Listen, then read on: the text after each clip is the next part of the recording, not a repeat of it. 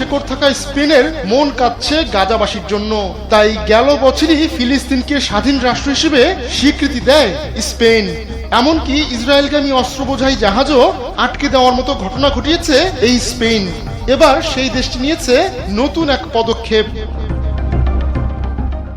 স্পেনের সবচেয়ে পুরনো শ্রমিক ইউনিয়নগুলোর একটি ইউজিটি সংগঠনটি আগেও লড়েছে অন্যায়ের বিরুদ্ধে।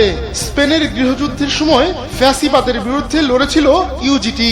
এবার এই সংগঠনটি হাজার হাজার স্বেচ্ছাসেবীকে জড়ো করেছে, যাদের মধ্যে রয়েছেন ফিলিস্তিনি সমর্থক, অধিকার কর্মী, সাংবাদিক ও রাজনীতিবিদ। তারা সবাই মিলে গ্লোবাল সুমুদ ফ্লোটিলার অংশ হয়ে যাচ্ছেন গাজার দিকে। এই ফ্লোটিলার অংশ হতে পুরো বিশ্ব থেকে প্রায় 26,000 আবেদন পড়ে। সেই স্বেচ্ছাসেবীদের নিয়েই রওনা হয়েছে প্রায় 100টি জাহাজ। এই জাহাজে করে যারা যাচ্ছেন তারা ইসরায়েলের বিরুদ্ধে যুদ্ধ করতে চান না।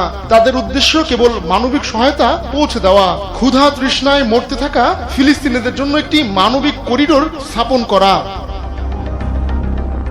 জাহাজের বহরটি বার্সেলোনা থেকে তিউনিসিয়া যাবে, সেখান থেকে আরো জাহাজ যোগ দেবে এই বহরে।